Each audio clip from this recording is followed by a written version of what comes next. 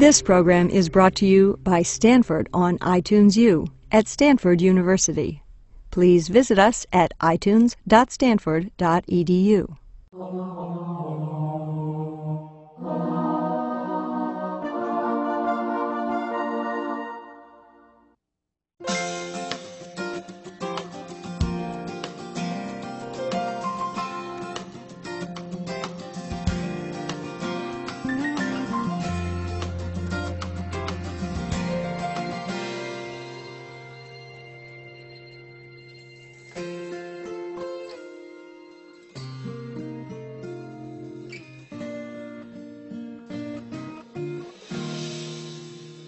So the outline of our talk tonight, I will talk to you about the definition of stroke, stroke risk factors, and women-specific stroke risk factors. And Dr. Kumar will speak on the acute management of stroke and the Stanford Stroke Center. So first of all, what is a stroke? Stroke is a brain injury caused by a sudden disruption of blood flow to the brain. It may be due to a blocked artery, and as you can see here on the right, there's a blood vessel here, and there's interruption of blood flow due to a clot, and this sort of purple brownish area is representing the injury to the brain due to the lack of nutrients going to the brain. A stroke can also be due to a rupture of an artery, and we call this hemorrhagic stroke, or it's a bleeding type of stroke into the brain. So what are the percentage types of ischemic and hemorrhagic strokes? Ischemic stroke, or stroke due to the blocked blood vessel, certainly takes the pie here at 88% and is the most common type of stroke. To a smaller degree, it may be due to intracerebral hemorrhage, or that's blood in the brain tissue, or due to a condition called subarachnoid hemorrhage, and that's where you have blood that surrounds the brain. This is an example of an ischemic stroke. On the left here, you can see the artery coming up. This is called the carotid artery, and it branches nicely here. And on the right, there you can see a cutoff here due to a clot in the vessel. And this is a cerebral angiogram. It's a special procedure that we can do to put a catheter up and inject dye to look at the blood vessels and the brain. This is an example of a brain hemorrhage. On the left here is a CT scan, which is an X-ray of the brain. And in the center here, you can see this bright area here. That is a hemorrhage. On the right is a pathological specimen of a brain with blood in the brain. This is an example of a subarachnoid hemorrhage, which not uncommonly is caused by outpouchings of the arteries in the brain. And then here on the left, you can see this sort of rupture. It may not come clear to you in the back. And it results in getting blood that surrounds the brain. This is a pathological specimen of a brain. So now let's focus on some startling stroke statistics. Each year, about 700,000 people experience a new or recurrent stroke. Approximately 1 in 4 people die within 1 year of having an initial stroke. And stroke is the third leading cause of death in the United States, following heart disease and cancer. These are the leading causes of death for all males. This includes all ages and all ethnic groups, and this is death in thousands. And this the red area is due to heart attacks, heart failure, and strokes. And you can see that is the leading cause of death in males, followed by this blue bar, which is from cancer.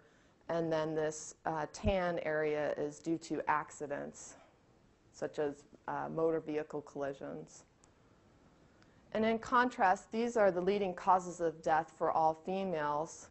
Again, to point out, this red bar is the highest, and this is due to cardiovascular disease and strokes, followed by cancer in the blue, and then due to chronic lower respiratory diseases in the yellow. I put this slide on just to, again, bring home the importance of stroke. This is age-adjusted death rates for coronary heart disease, stroke, lung and breast cancer for white and black females. And you can see here among white and black females, it's approximately twice that in stroke compared to breast cancer.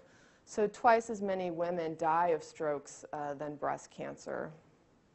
And this is a slide showing the estimated direct and indirect costs of major cardiovascular disease and stroke. And stroke is approximately $63 billion.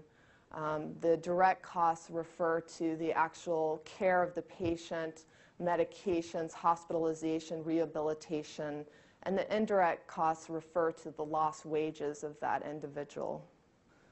So now we're going to turn to some common causes of ischemic stroke, since ischemic stroke is the most common type of stroke. And this may be due to narrowing of the blood vessels in the brain or in the neck. And what can happen is you can get a clot that forms or a thrombosis and have decreased blood flow up into the brain. Or sometimes, as you can see here on the left, this atherosclerosis, you've probably heard of plaque buildup, can not only cause narrowing and decreased blood flow, but little bits of that plaque and clots can form and break up and go into the brain. Similarly, clots can form in the heart due to various medical conditions such as atrial fibrillation, which is an irregular heart rhythm, valvular disease, or recently after a heart attack when the heart isn't pumping as well. And these can form clots and break up what we call an embolism up into the brain.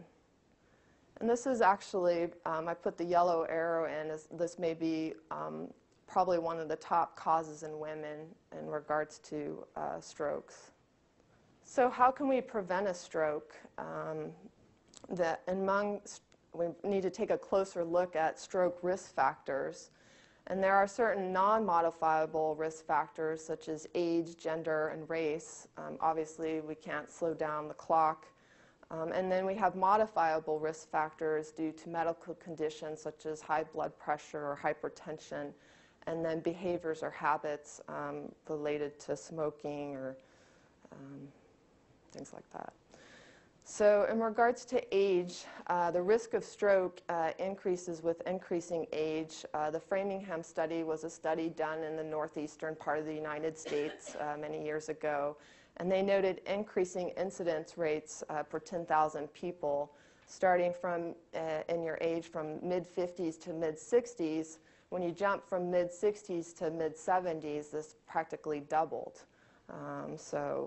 Just an example of, unfortunately, age increases our risk of stroke. So to focus on gender, men actually have a higher incidence of stroke overall compared to women. There are exceptions. Exceptions are age-specific groups in women ages 35 to 44 and after age 85, in which women have a higher incidence. And this, the younger age group, 35 to 44, may reflect pregnancy, women of childbearing age, birth control pills, things like that, that I will go into more in detail later. And then it's thought that the older age group, women tend to live longer than men, and that's why they think there may be a higher incidence in that sort of older age category. And in 2002, 62% of U.S. stroke deaths were actually women. Also in regards to gender, women have more severe strokes than men. Women have worse functional outcomes at discharge from the hospital and at 3-month follow-up evaluations. And women have lower quality of life scores compared to men on follow-up. These differences are not entirely explained by age alone, and further studies need to be done to help explain this. In regards to race, blacks and Hispanics have a higher incidence of stroke compared to whites. The atherosclerosis risk and community study in the late 1980s, this was a study done in the southeastern portion of the United States, found that blacks had a 38% higher incidence of stroke than whites. And possible explanations are that blacks have a higher prevalence of hypertension and diabetes than whites. In regards to medical conditions that are stroke risk factors, hypertension or high blood pressure, heart disease, an irregular heart rhythm or atrial fibrillation, high cholesterol, diabetes, carotid stenosis or narrowing, and prior stroke or transient ischemic attack are risk factors. Transient ischemic attack also is referred to as TIA or mini stroke, and these are typically symptoms that last less than 24 hours. But it's an important thing to recognize because this actually may be a prelude to something more severe, like a complete stroke. And these yellow arrows point to women-specific sort of risk factors in regards to medical conditions that are associated with causing strokes in women. So I put this slide in. It's a busy slide, but the point of the slide is that on section A, you have no risk factors, and section F is where you have multiple risk factors.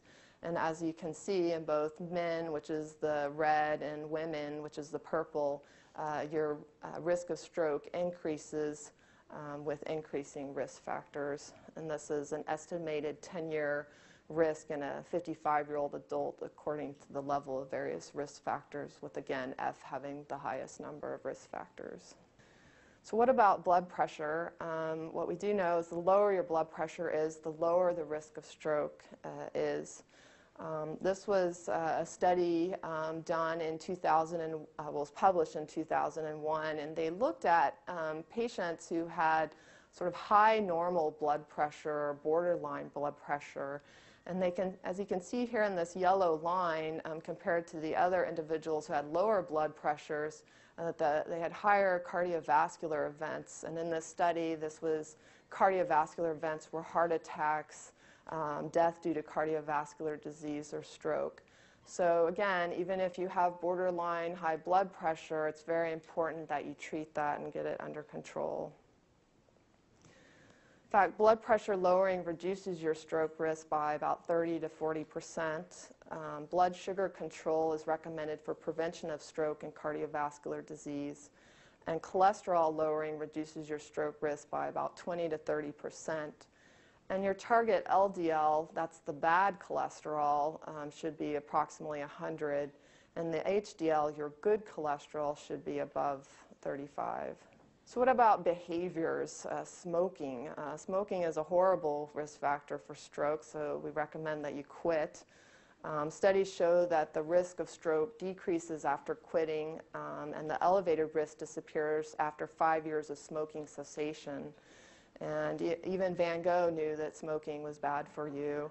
And I think this highway sign or billboard sums it up nicely. If you really need to taste tar, lick a highway, it's safer. What about alcohol consumption? Is alcohol beneficial for stroke prevention? Or what we found in studies is that actually if you do drink a couple of drinks a night, such as a glass of wine or two, that this actually may have some protection in regards to stroke. However, if you're drinking more than 5 glasses a night, your risk of stroke goes up exponentially. This is not an advertisement to start drinking. This is merely to say that if you do drink a glass of wine with dinner, that's all right. How about physical inactivity? Studies have shown that moderately active men or women had a 20% lower risk of stroke, and the American Heart Association and American Stroke Association guidelines recommend 30 minutes a day of moderate exercise for healthy adults. And this seems like a daunting task in such a busy society today, but if you can get in 30 minutes a day walking, that would be great. I should say that moderate exercise is defined by at least 3 miles per hour, say walk on a treadmill or outside. This also includes swimming or biking, things.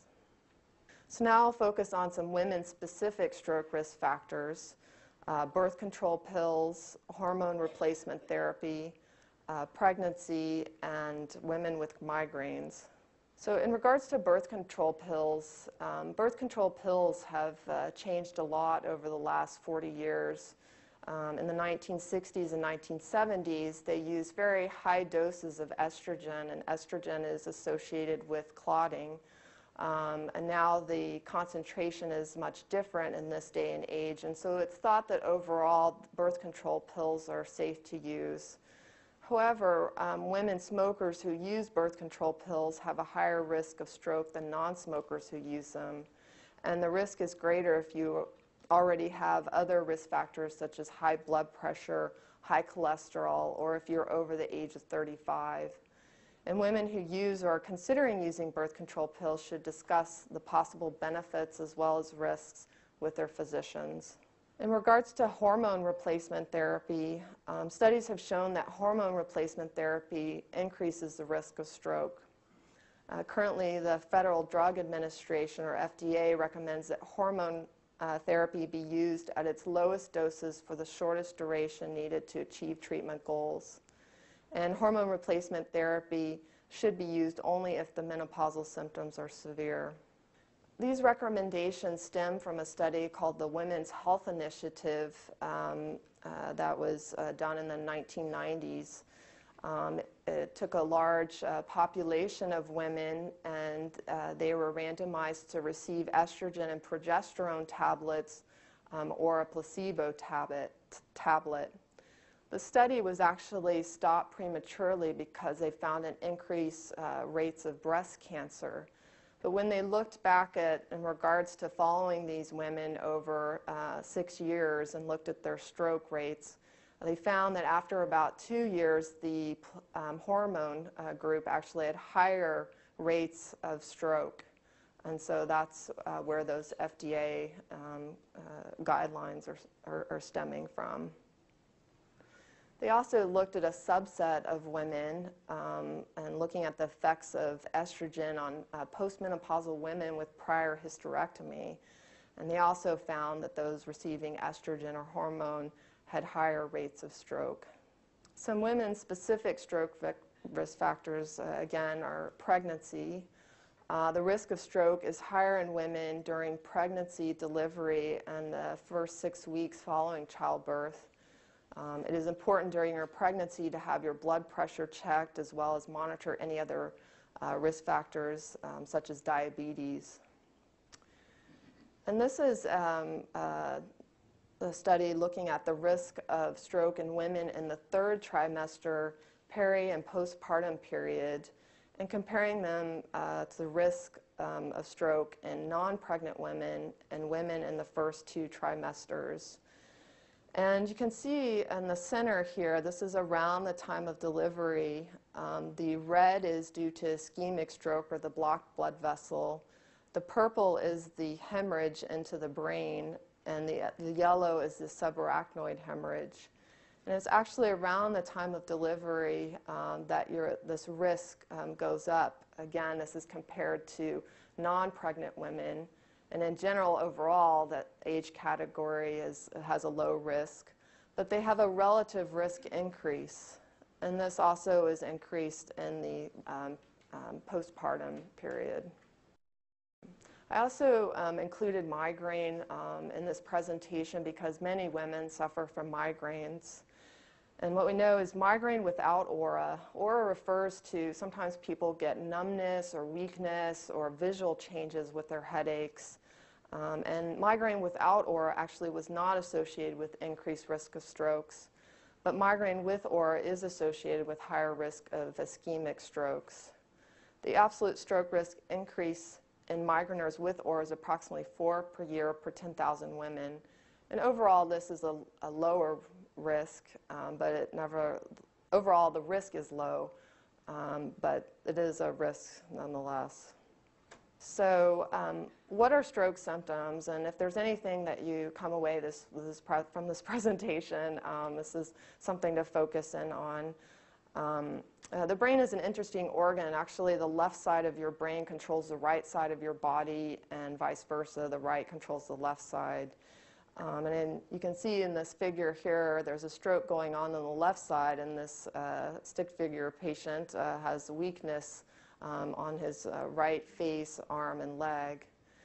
So symptoms include difficulty talking or understanding words, loss of feeling or strange sensations on one side of the body, weakness on one side of the body or face, a severe unexplained headache, sudden decreased dim or blurred vision, and unexplained dizziness or loss of balance.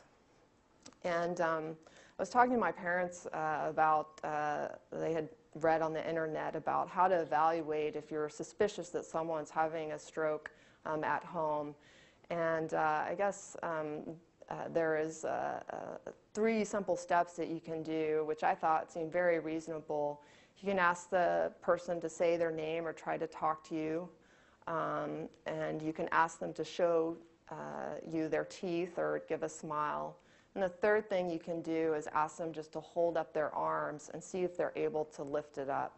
So those are some 3 simple steps that you can do if you're at home and you're suspicious that someone's having a stroke. So why should you know stroke symptoms? Stroke patients have the best chance if someone recognizes their symptoms early and acts quickly. Know the symptoms and save your own life or the life of someone you know. Time is brain. A stroke is a medical emergency. If you suspect a stroke, call 911. Thank you.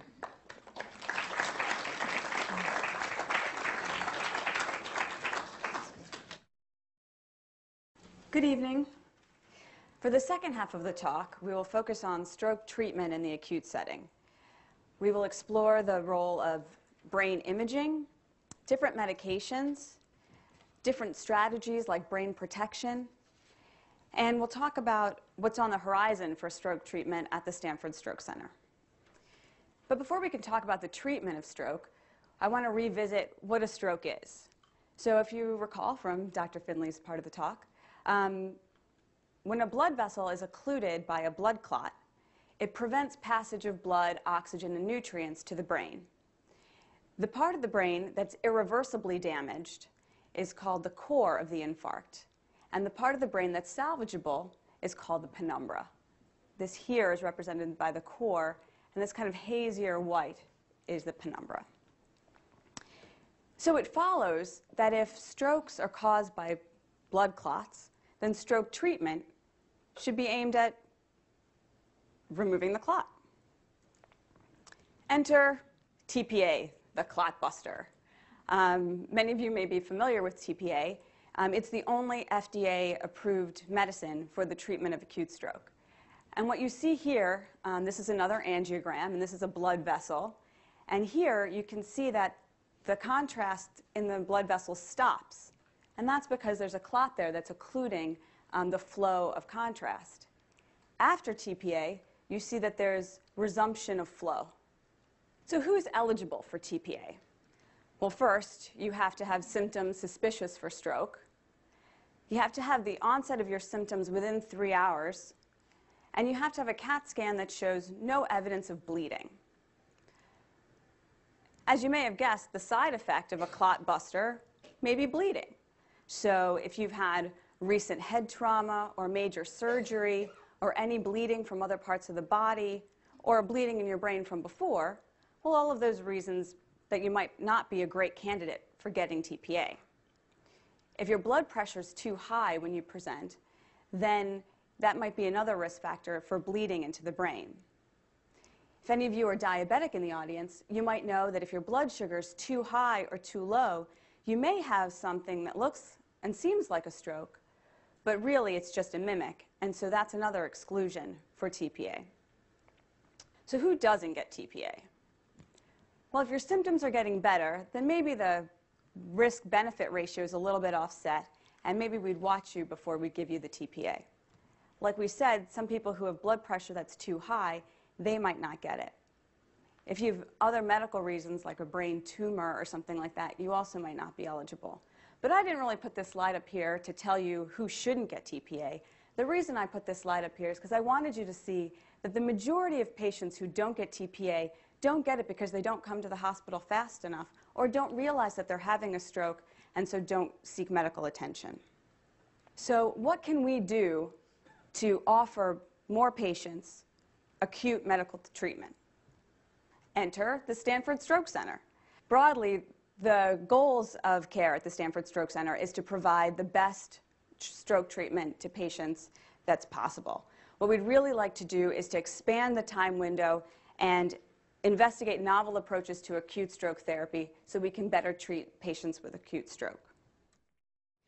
Specifically, we'd like to explore the role of neuroimaging with MRIs and CAT scans to identify patients who can benefit from treatment maybe beyond 3 hours. We'd like to determine the optimal use of intra-arterial therapies, and we'll touch on them in a little bit. And we'd like to identify novel treatments for brain protection and recovery from their stroke. So all of you, I'm very sure, are aware of who Dr. Albers is. And in an attempt to do just this, but to offer acute stroke therapy to more patients, Dr. Albers, the director and founder of the Stanford Stroke Center, set out to determine whether or not MRI could help identify patients who were at higher ability of getting TPA outside the 3-hour window. And I hope that I can do him justice in presenting this to you. Basically, a patient comes to the emergency room outside the TPA window with what looks like a pretty sizable stroke. You do an MRI, and you see that the core of that infarct is still pretty small, even though the penumbra, or the tissue at risk, looks pretty large. And that's because there's a clot that's preventing blood flow.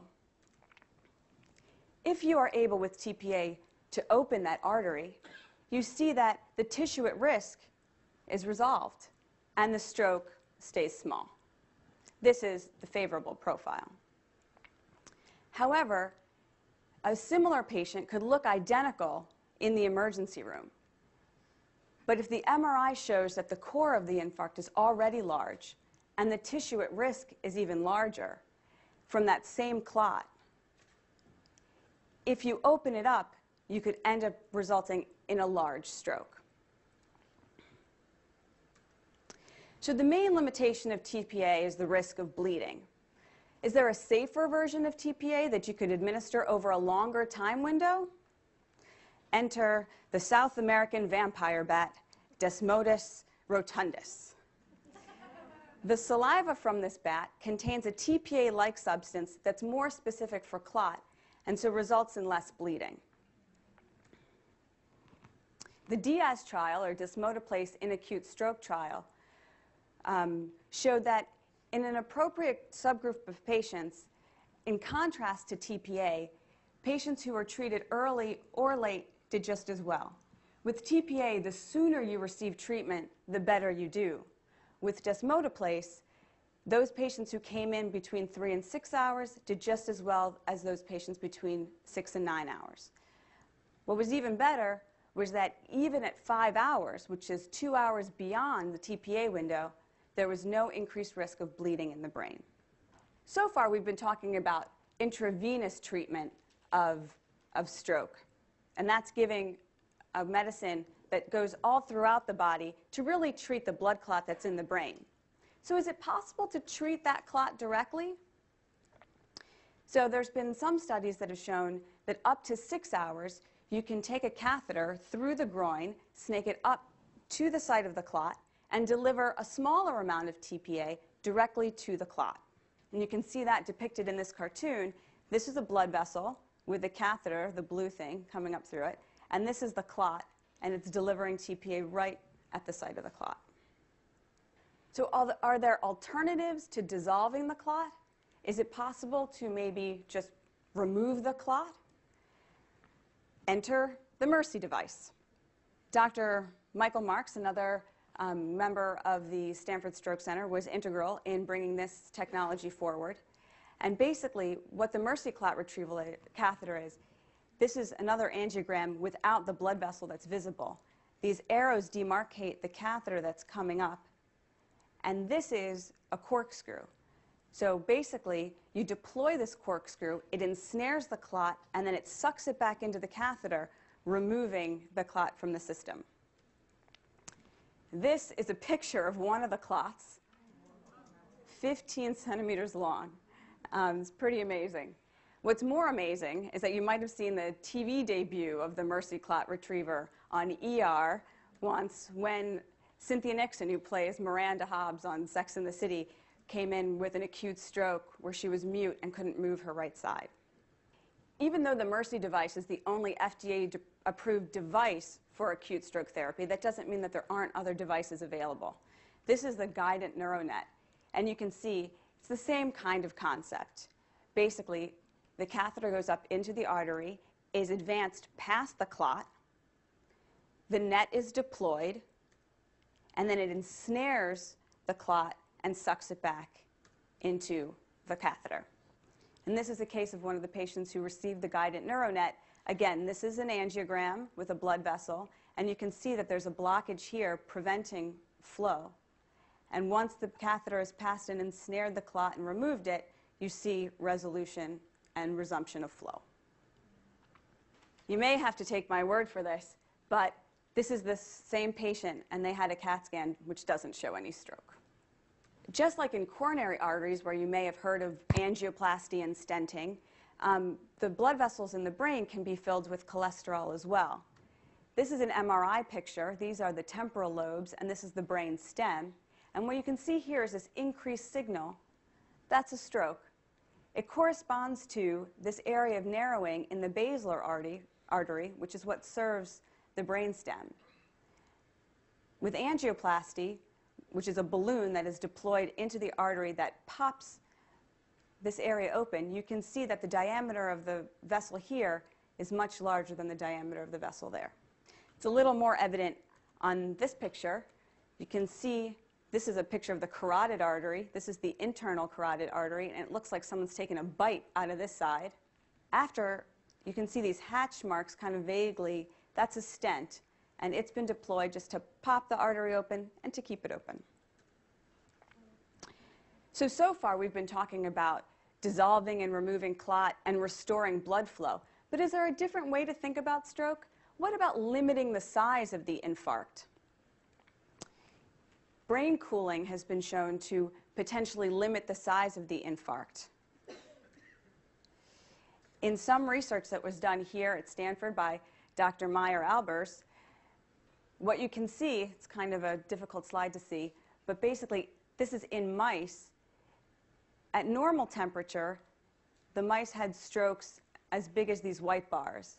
But if you cooled them down, you could see that the size of the strokes in these 3 locations of the brain were almost half to a third of the size. For nearly 15 minutes, a Stanford student had no signs of life. He suffered a heart attack. Paramedics then rushed him to ER. What happened next kept Stephen Jones alive. NBC 11's Damian Trill shows us the Stanford miracle. This is crunch time for Stephen Jones, only 1 day before finals. I'm just using my notes and stuff like that and reviewing everything. Everything having to do with gathering evidence for the Stanford law student. That shouldn't be too hard for a guy who graduated with an economics degree from Harvard with a 3.4 GPA. But grades aren't the most important thing these days for a man recently on the brink of death. It happened right in front of Jacob Lemieux. Flailing around on the ground. At first I thought he was having a seizure. But Jones was actually having a heart attack. He stopped breathing totally, so I gave him rescue breaths. But he still had a pulse, so that went on for about a minute. And after that, he lost his pulse. No pulse, no heartbeat for 15 minutes. I thought that I'd basically just given CPR to a dead man. But doctors say the CPR and what happened afterward in the emergency room may have saved his life. When he came in, he was in a deep coma, and we were very concerned that he had sustained already irreversible brain injury.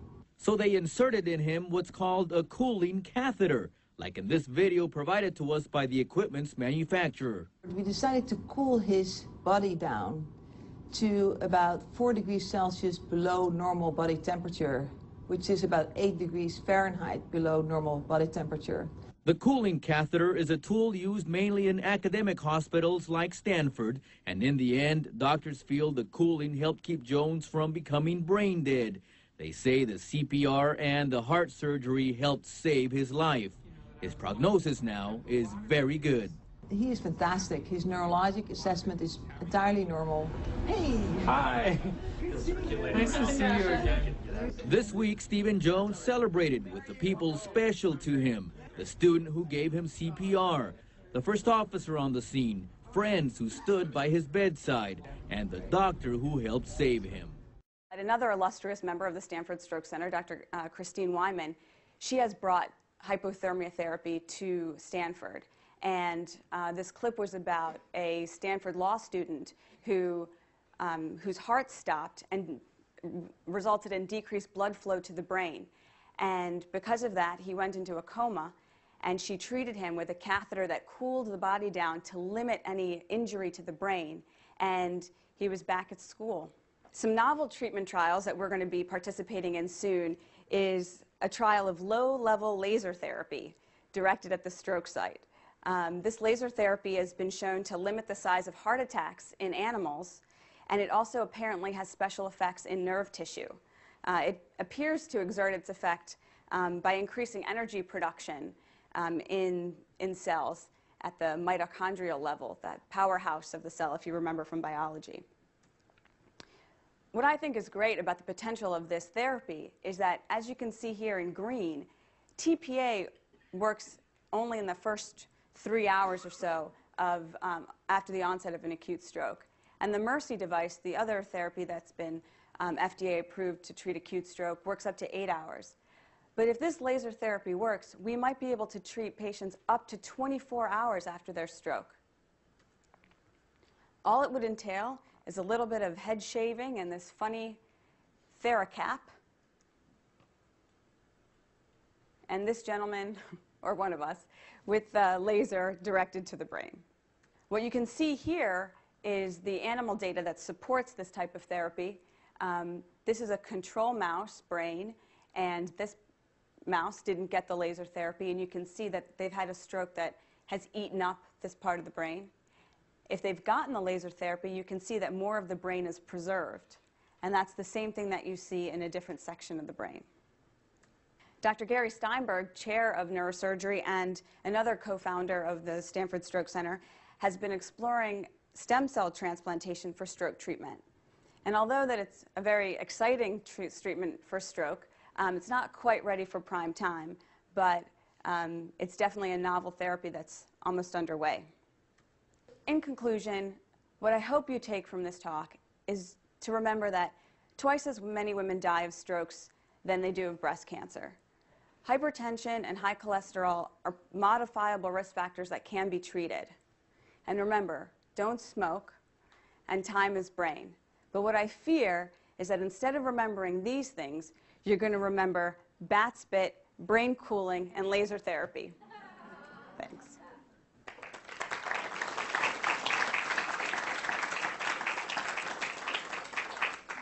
So now is time for questions.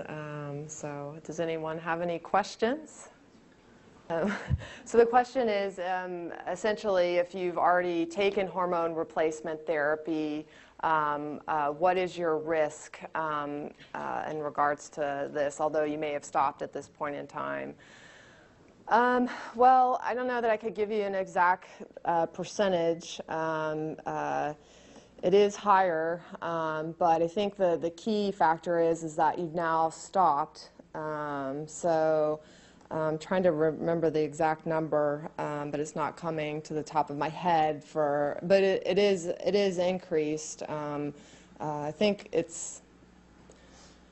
in the patients that received the hormone therapy, it was a comparison of like one in terms of the treatment was like 12 women who were on the placebo compared to 26 out of, say, 1,000 women. So it was an increased risk. It's not, I don't think it's anything to worry about, but I think the point is now that you've discontinued it, just make sure that you're doing everything else in terms of modifying your other risk factors. The question is in regards to the timing of getting to the emergency room and sort of a quick fashion. Actually, the ambulance services are already sort of keyed into places that are stroke centers here in this area. So they know exactly where to take you, what physicians are available that would know how to give you the TPA or these clot-busting medications. They're in tune with that. Sometimes we do get transfer patients from other ERs and advise over the phone, but they, in general, are aware of what hospitals or emergency rooms are stroke centers. So I guess the question is focusing in on CTs, which are an X-ray, and that exposes you to radiation versus MRI. MRI is a big magnet, so there's no radiation involved in that, but CT is an X-ray and there is radiation exposure. The reason why when you come into the emergency room, especially in the acute time frame, the clot-busting medication or TPA that we use, the trial that was originally done to assess whether that was a good medication, they used head CTs, non-contrast, meaning no contrast was injected, head CTs. And that is actually a better method or a quick method that we can use to rule out that you've had a bleed in the head. Like Dr. Kumar was saying, in terms of eligibility for TPA, we need to first make sure that you don't have a bleed in your head. MRI is a fantastic tool. There are so many different special sequences that physicists and people brighter than myself have figured out. You can do special sequences where, like Dr. Kumar was showing, you can see the stroke in a very short time frame, within, say, 20 minutes. The problem with CT in terms of the ischemic stroke or the blocked blood vessel, it actually takes time for that to evolve on CT. We may not see that for hours later. So MRI can pick up that stroke in a much shorter time frame than the head CT does. The head CT sort of lags behind the MRI. So that's maybe why they saw it on the MRI instead of on the head CT when you came in. The question is whether or not mitral valve prolapse is a risk factor. The prolapse in of itself isn't really a risk factor. I mean, there are different degrees of prolapse. Sometimes people who do have prolapse are at risk of the arrhythmia of the atrial fibrillation at times. But the big concern sometimes with prolapse, or for whatever reason, is sometimes people who say go to the dentist or have valvular abnormalities and they get bacteria that get on the valve, that can flick off and go into the brain. But just having prolapse in and of itself doesn't put you at much higher, higher risk or something. So the question is in regards to family history. Yes, family history of stroke puts you at higher risk, and many times that genetics may translate into having high cholesterol or diabetes, and those risk factors that contribute your risk factors for stroke. In regards to the first couple of slides that I showed with the aneurysms or the outpouching of those vessels, sometimes that can be genetic related or sort of have a family inheritance, although that may be rare. The question is, if you were taking a medication and it was thought that that medication caused the stroke and you no longer take it, are you still at a risk of having stroke? Well, I would say anytime anyone does have a stroke, your risk is higher no matter what, whether it was from the medication or something else, high blood pressure or diabetes or cholesterol narrowing in your arteries in your neck. I guess one of the medical conditions I listed is if you've had a TIA or a stroke in the past, that does put you at risk in the future. So the question is, do men and women differ in regards to their presentation of the stroke symptoms? From what I've read in regards to this presentation is they can be different in regards that women sometimes present more with, say, dizziness or speech problems, but they certainly do present with weakness on one side of the body, just like men.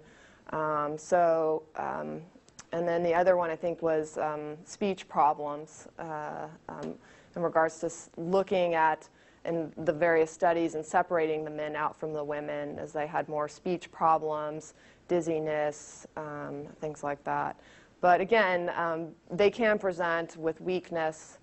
And just to get back to, I guess, your question as well, is that, in terms of the clot-busting medications, you do have to have a certain number of symptoms, severe symptoms, for us to consider you for the clot buster.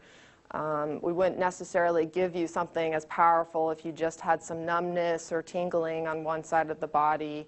We would do it something, if you couldn't move one side of your body or you couldn't talk, things like that. The question is regards to if you're suspicious that someone's having a stroke, what should you do? I would say, obviously, the first thing is to call 911 right away, or if you have somebody and you're with the individual, you can have, if someone else is in the house, you can obviously have them call 911. I would not recommend driving someone in your car because sometimes stroke patients can decompensate and get very seriously ill quickly. And so the best thing is to have the paramedics come and help the patient. I don't know. And in regards to back in the presentation with the stroke symptoms, I did mention, and if you're trying to assess someone, if you're not sure if they're having a stroke, you can ask them to say their name, ask them to try to smile for you and show your teeth. And the other thing is ask them to lift their arms up and see if they are able to do that on both sides. So the question is, he had, as I guess, read or saw something in regards to lying on the affected side. Some people, again, I think it depends on the circumstance. Sometimes people say lay the patient down to augment blood flow. The only thing, the caveat that I say with that is sometimes people aren't swallowing or controlling their secretions well. And so they're at the risk of getting those saliva down into their lungs.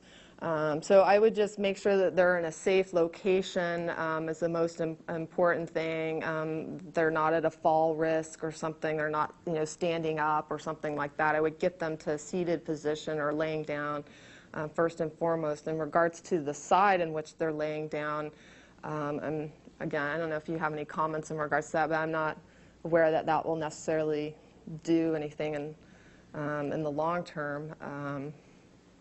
There are also some parts of the brain that, when they're affected, you're almost not aware of that part of your body, and so sometimes they may, inadvertently lay on that side because they don't recognize that that's a problem that they're having.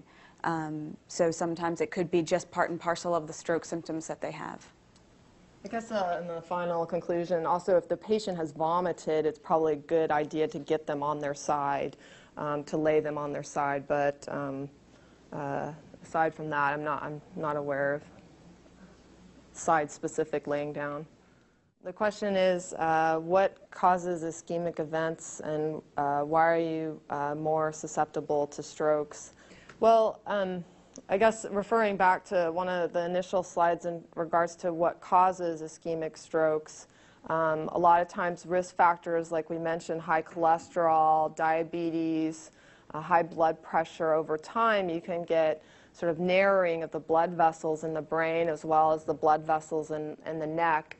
And so as blood passes over there, sometimes because it's narrowed and irregular there, clots can form and occlude that artery and cause decreased blood flow to the brain. And then in the other case I mentioned was because of the plaque buildup that you have, say, from high cholesterol and diabetes and these risk factors, little pieces can break off. Clots can form there and break off and go up into the brain and occlude a smaller blood vessel in the brain, as well as conditions in the heart, certain arrhythmias, you can form clots, and that can break up and go into the brain and occlude a vessel. In regards to the TIA, well, sometimes what happens is the clot actually breaks up on its own, and then the blood flow is restored, is sometimes what happens.